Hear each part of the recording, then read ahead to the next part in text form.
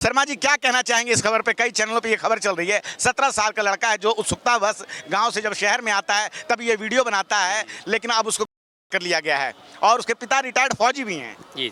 तो इसी बात से साबित होता है ना, अंधेर नगरी चौपट राजा। अंधेर नगरी चौपट राजा की अगर लोगों ने कहानी सुनी होगी तो उसमें देखा होगा, एक गुरूर चेला होते हैं, वो जा रहे होते हैं, अंधेर नगरी में पहुंचते हैं और टके शेर भाग जी, टके शेर खाजा बिक रहा होता है। गुरूर चेले का लालच आ जाता है कि हम तो यहीं रहेंगे, हम तो यहीं रहेंगे। मना भी करते हैं कुछ लोगों ने कि नहीं यहाँ नहीं रहना, खतरनाक साबित हो सकता है, लेकिन उन्हें दिखता है कि नहीं, यहाँ तो टके शेर भाजी मिलती है और टके शेर ही खाजा मिलता है। खाजा मतलब मिठाई होती है। हम तो यहीं रहेंगे, खाते पीते हैं, मौज उड़ाते हैं, मौज मोटे हो जाते हैं। अचानक से वहाँ पे कोई एक घटना हो जाती है। घटना के जो चोर जो है पकड़ा नहीं जाता। अल्टीमेटली किसी तरह चोर पकड़ा जाता है, उसके लिए फांसी का इंतजाम होता है। फांसी का इंतजाम होता है तो जिसने फंदा बनाया होता है जल्लाद ने, वो फंदा चांस की बात है वो बड़ा बन जाता है। अब बड़ा बन जाता है तो उसमें चोर की गर्दन में वो फंदा फिट नहीं बैठता। तो उसमें क्या करा जाता है कि ऐसे मोटी गर्दन वाले को ढूंढो जिसकी गर्दन में ये फंदा फिट बैठ जाए। तो पूरे शहर में ढिंडोरा पिट जाता है, ढूंढो जी मोटी गर्दन वाले को। मोटी गर्दन वाले जो होते हैं वो वही मिलते हैं, गुरु और चेले मिलते हैं। दोनों की गर्दनें खा खा के खूब मोटी हो गई होती हैं, तो ला के उन्हें जो है फांसी पे चढ़ा दिया जाता है। तो इसीलिए कहा जाता है अंधेर नगरी चौपट राजा। अब यहाँ पे जिसकी अकाउंटेबिलिटी होनी चाहिए, जिसकी जिम्मेदारी तय होनी चाहिए, उन पे किसी के ऊपर कोई कार्रवाई नहीं, कोई एक्शन नहीं, कोई रिएक्शन नहीं। पकड़ा किसको जा रहा है? एक वीडियो बनाने वाले को। भाई क्या गलती है उसकी वीडियो बनाने वाले की? क्या गलती क्या है उसकी? क्या वो कोई षड्यंत्रकारी था? क्या कोई आतंकवादी था? एक मामूली सा 17 साल का नाबालिग लड़का है। सबको आज ये क्यूरियोसिटी होती है।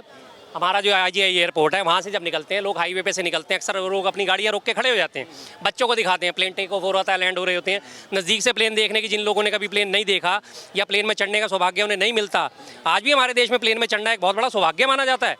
एक आम जनता के लिए प्लेन में चढ़ना बहुत बड़े सौभाग्य की बात होती है। बड़े खुशी से वो जाहिर करते हैं कि हम प्लेन में चढ़े। तो उस चीज़ों के लिए वीडियो बनाती है दुनिया। अक्सर लोग बनाते हैं वीडियोस में, कोई नई चीज़ नहीं है। लेकिन यहाँ पे तो वही वाला काम करती है जिन्होंने आज से 2 साल पहले मणिपुर में करा था। 2 बहन बेटियों की नग्न परेड करी गई थी, लेकिन नग्न परेड जिन्होंने निकाली उनको तो पकड़ा नहीं गया। जिसने वो वीडियो बनाई थी वो उसको पकड़ के गिरफ्तार कर लिया गया था। तो वही काम आज दोबारा से यहाँ देखने को मिल रहा है। क्या कसूर है उसका? उसने गलती क्या है उसकी? प्लेन में तुम्हारे खराबी भाई, मेंटेनेंस में तुम्हारे खराबी, टेक ऑफ तुम्हारा प्लेन नहीं हो रहा, मेंटेनेंस तुम नहीं कर रहे, लापरवाहियाँ तुम बरत रहे हो। गलती उसकी होगी कि उसने सिर्फ एक वीडियो बना ली। क्या बात है ये? इसीलिए कहते हैं आज की डेट में वास्तव में अंधेर नगरी चौपट राजा जो है वो चल रहा है। और जब हमारा राजा चौपट होगा तो अंधेर नगरी में इसी तरह के काम होंगे। फिर कहते हैं जी 11 साल अमृतकाल। अब कहाँ से अमृतकाल हो गया? ये अमृतकाल है या नहीं है? किस आधार पे उसको गिरफ्तार करा? क्या आधार क्या है उसका गिरफ्तारी का? कुछ बात हो, कोई सेंस हो, क्या उसकी गलती क्या है? एक वीडियो बनाना। अब तमाम लोग यहाँ पे वीडियो बनाते हैं, आते हैं चांदनी चौक में वीडियो बनाते हैं, आते हैं शॉपिंग करने वीडियो बनाते हैं, अपनी अपनी दिखाते हैं कि हम शॉपिंग करने गए थे, चांदनी चौक गए थे, मॉन्यूमेंट्स होते हैं तमाम, लाल किला जा रहे हैं, कुतुब मीनार जा रहे हैं घूमने, तमाम लोग वीडियो बनाते हैं। और उसी टाइम पे वहाँ पे अगर कोई हादसा हो जाए तो क्या उन्हें पकड़ा जाएगा? इस आधार पे तो एयरपोर्ट का जो CCTV फुटेज है और उसमें भी रिकॉर्ड हुआ है, तो उसके ऊपर भी कार्रवाई हो सकती है कि आपने रिकॉर्ड क्यों कर लिया? नहीं होगी ना। किसी ना किसी को बलि का बकरा बनाना है। लास्ट एंड फाइनल एक बेचारे 17 साल के लड़के को बलि का बकरा बना दिया गया। इसी बात से पता चल जाता है कि क्या सरकार की सोच है, क्या लोगों की अकाउंटेबिलिटी है। हमारे नागरिक उड्डयन मंत्री, मैंने तो नाम भी उनका पहली बार सुना था, इससे पहले तो सिंधिया साहब थे, अब तो टेलीकॉम मिनिस्टर हो गए हैं वो के रंगा राजू है, क्या नाम है कुछ उनका, रामा नायडू हैं, TDP के रामा नायडू। वो आराम से अपनी रील बनाते हुए घूम रहे हैं, रील में पीछे म्यूजिक डालते हुए घूम रहे हैं और दिखा रहे हैं कि हाँ। और सबसे बढ़िया हमारे मोदी जी, वाह मोदी जी वाह। प्लेन वहाँ धंसा पड़ा है बिल्डिंग में, उसके नीचे खड़े होकर फोटो खिंचवाने, कितना शानदार फोटो शूट उनका जो है सर्कुलेट हुआ है। शर्म नहीं आ रही बिल्कुल भी, किसी किस्म से कोई शर्म नहीं। कहाँ लोग मरे गए हैं, 275 से ज़्यादा लोग मारे जा चुके हैं, हालत है हज़ारों लाखों करोड़ का नुकसान हो चुका है, लेकिन वो अपनी फोटो शूट में बिजी हैं। 7-7 8-8 कैमरामैन लेके साथ में चल रहे हैं। संवेदना के कोई वो नहीं। कितनी शर्म की बात है, हद से ज़्यादा शर्मिंदगी महसूस होती है ऐसी सरकार को देख के। 11 सालों के दौरान जो है NDA के शासनकाल में और BJP के शासनकाल, NDA का शासनकाल तो अभी हम कह सकते हैं जो तीसरा वाला है, दो जो है फुल बहुमत में रहे हैं। और इस दौरान कई दुर्घटनाएं हुई हैं। जब TMC का शासनकाल रहा है बंगाल में, वहाँ एक जो है पुल गिर जाता है, तब जो है मोदी जी ने एक भाषण दिया था कि भगवान का भी एक संदेश है। अब जो उनका वो वीडियो है वो वायरल हो रहा है, उस पर क्या कहना चाहेंगे? नहीं, अब वो भगवान का संदेश है बीच में अटक गया ना सर। अब बीच में दीवार आ गई है, भगवान का संदेश अब नीचे तक नहीं आएगा, वो सिर्फ बंगाल में आएगा, क्योंकि बंगाल में भाजपा की सरकार नहीं है। इसलिए वहाँ पे कहा गया कि भगवान ने ये संदेश दिया है, पुल गिरा दिया, इसका मतलब यहाँ पे भ्रष्ट सरकार है। अब आपका जो हवाई जहाज गिरा है, इसका मतलब तो आपकी पूरी केंद्र सरकार में भ्रष्ट सरकार है। और सबसे बड़ी बात, अकाउंटेबिलिटी देंगे किसको? एयर इंडिया जो है आज हमारी सबसे बड़ी शर्म की बात क्या है, आज इतना बड़ा भारत देश होने के बावजूद हमारे पास एक सरकारी एयरलाइन कंपनी ही नहीं है। ये एयर इंडिया हुआ करती थी, इसे टाटा को वापस दे दिया गया, तो टाटा प्राइवेट हो गई। पोर्ट जो है एयरपोर्ट अडानी को दे दिया गया, बात खत्म हो गई। जिम्मेदारी किसकी? नायडू साहब जो है हमारे टीडीपी के जो केंद्रीय मंत्री बने हुए हैं, उड्डयन मंत्री बने हैं, उन्होंने अपनी रील बना के अपना तीसरी समझ ली। मोदी जी ने आके अपना फोटो शूट करा लिया। अब किसको पकड़ेंगे? ऐसे ही लोगों को पकड़ेंगे जो 17-17 साल के लोग हैं जिन्होंने वीडियो बनाई है, उन्हीं के ऊपर जिम्मेदारी डाल दी जाएगी। हो सकता है कल को उन्हें किसी षड्यंत्र से ना जोड़ दिया जाए कि तुझे कैसे पता था, कैसे नहीं पता था, बता तेरे कॉल डिटेल क्या है, किससे मिलने आया, क्या मिले। तो ये बिल्कुल सब कहते हैं ना कि 11 साल आपातकाल, ये इसी बात से साबित हुआ था कि ये 11 साल वास्तव में आपातकाल के हैं। ऐसी चीज़ें तो आपातकाल में भी देखने को ही नहीं मिली जिसका दूर दूर से कोई नाता नहीं, कोई मतलब नहीं, उन लोगों को गिरफ्तार करा जा रहा है।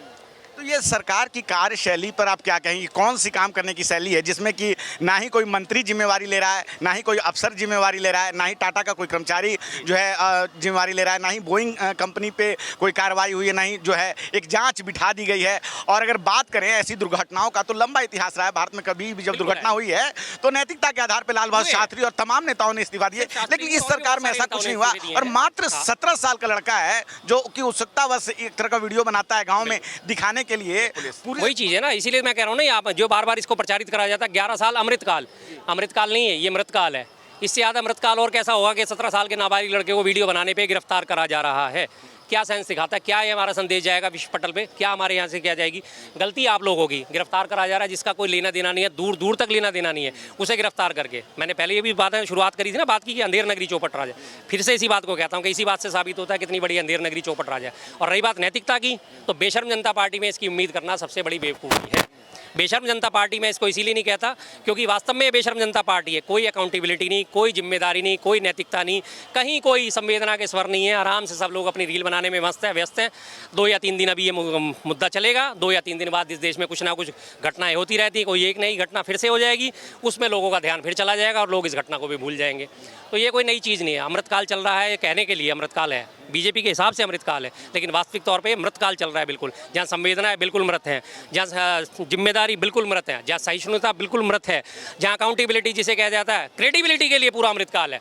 कोई भी चीज़ हो जाए क्रेडिबिलिटी के लिए सबसे आगे है मोदी जी। मैंने करा, मैंने करा, मैंने करा, मैंने करा। ऑपरेशन सिंदूर सेना ने अंजाम दिया, मैंने करा। मैं तमाम देश के शहरों में, तमाम शहरों में देश के पोस्टर लगा दिए, होर्डिंग लगा दिए, सेना की वर्दी में होर्डिंग लगा दिए, पोस्टर लगा दिए, मैंने करा, मैंने करा, मैंने करा। लेकिन जब ट्रंप 13वां बार वो बोलता है कि नहीं मैंने व्यापार की धमकी देके युद्ध रुकवाया, उसके ऊपर कोई जवाबदेही नहीं है, उसके ऊपर बोलने को तैयार नहीं है। तो बस ये कुछ काम हो गया तो मैंने करवाया, कुछ बेकाम हो गया तो सब पुराने लोगों की गलती है। अब फिर से इसमें कहीं ना कहीं नेहरू जी का एंगल ढूंढा जाएगा कि नेहरू जी ने एयर इंडिया का विकेंद्रीकरण नहीं क्यों करा था, तब तो वो एयर इंडिया थी। अब कहीं ना कोई भरोसा नहीं इनका किसी भी नेता का। ढूंढ के लिया है कि नेहरू जी से या इंदिरा जी से, कहीं से भी इनका और तो कुछ इनके पास मिलता नहीं। अल्टीमेटली या इंदिरा जी को या नेहरू जी को या हो सकता है राजीव गांधी जी को इसका जिम्मेदार ठहरा दिया जाए कि इनकी गलती थी जी, उन्होंने एयर इंडिया को क्यों अधिग्रहण करा, एयर इंडिया की जिम्मेदारी उन्होंने क्यों ली थी, हमने तो अच्छी ली थी। कोई भरोसा नहीं इस सरकार की जिम्मेदारी लेने के नाम मात्र में शून्य है ये जिम्मेदारी। बीजेपी के नेता हैं सुब्रमण्यम स्वामी, सीनियर नेता हैं, उन्होंने सबसे पहले ट्वीट करके नैतिकता के आधार पे इस्तीफा मांगा है प्रधानमंत्री मोदी से, गृह मंत्री अमित शाह से। तो अभी तक तो भाजपा ने कोई ना ही कार्रवाई की है, ना ही पार्टी ने कोई जो इस पर कोई स्पष्टीकरण दिया है। एक बस जो है कमेटी बैठ गई है जांच के लिए, लेकिन बस वही ढाक के 3 पात कहा जाता है। कार्रवाई के नाम पे शून्य है। कमेटी बैठा देंगे, कमेटी क्या रिजल्ट देगी जी? ठीक है जी, टेक्निकल खराबी थी, ये थी, 1 या 2 अफसरों को इसमें ज़्यादा सस्पेंड कर दिया जाएगा, 1-2 ग्राउंड स्टाफ को सस्पेंड कर दिया जाएगा और उसके बाद छुट्टी। बस मंत्री जी आराम से चैन की बीन बजाएंगे, सारा स्टाफ जो है सीनियर स्टाफ है वो चैन की बंसी बजाएगा। कुछ नहीं होने वाला है इसमें। मुआवजे की घोषणा कर दी गई है, अभी डीएनए चेक होंगे लोगों के, फिर उसके बाद मुआवजे मिलेंगे और उसके बाद जब मुआवजा होता नहीं होता। इससे पहले भी आपने देखा था कुंभ में भगदड़ मची थी, बताया कितना गया था? पहले तो 12-14 घंटे तक तो बताया ही नहीं गया कि कुंभ में भगदड़ हुई है या लोग मरे भी हैं।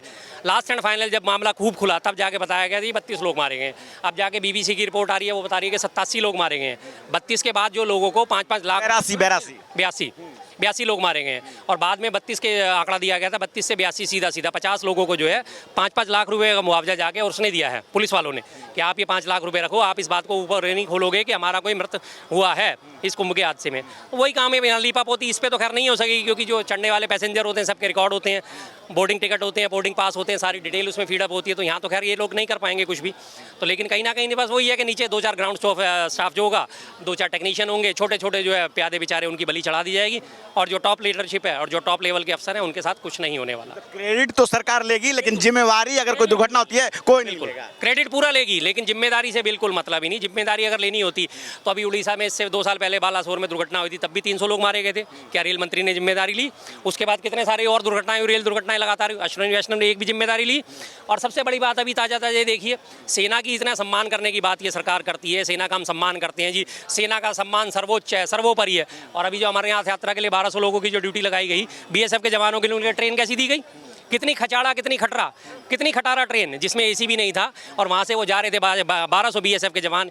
ये इन लोगों की वो है कि अकाउंटेबिलिटी, कि एक तरफ कहते हैं हाँ नहीं जी हम सेना का सम्मान करते हैं, सेना हमारे लिए सर्वोपरि है, और सेना के लिए जो 1200 लोगों के लिए ट्रेन दी गई है वो इतनी खटारा बिल्कुल खचड़ा ट्रेन, जिसमें कूड़ा करकट दुनिया भर का फैला हुआ, कुछ नहीं। ये इन लोगों की नैतिकता है?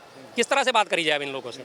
तो जैसा कि आपने सुना, खबर जो है विमान दुर्घटना से जुड़ी हुई है कि इसमें अभी तक 275 लोगों की मौत हुई, और कार्रवाई के नाम पर जो ये कार्रवाई हुई है कि 17 साल का लड़का है आर्यन, जो कि गांव से आता है। जब ये दुर्घटना होती है एरोप्लेन की, जब ये प्लेन क्रैश करता है, उस दौरान वो छत पर था और उत्सुकतावश वो उस वीडियो को शूट करता है प्लेन को उड़ते हुए, और जब देखता है कि प्लेन जो है अचानक धीरे से नीचे आ रहा है, तब वो उसने शूट करना शुरू किया। में जो है अभी तक किसी मंत्री ने इस दुर्घटना के लिए कोई जिम्मेवारी नहीं ली, ना ही नैतिकता के नाम पर, ना ही जिम्मेवारी के नाम पर। आज से पहले, जब दशकों पहले ऐसी कई दुर्घटनाएं हुई हैं, ऐसे में सरकार के लोग नैतिकता के नाम पर इस्तीफा देते थे। लेकिन आज के समय में अगर कोई लड़का वीडियो शूट कर लेता है तो पुलिस उसे ही गिरफ्तार कर ले रही है। और अब इस बात को लेकर बवाल मचा हुआ है कि आखिर 17 साल के लड़के का गुनाह क्या था? क्या है आपकी राय? आप अपनी राय में जरूर बताएं। धन्यवाद।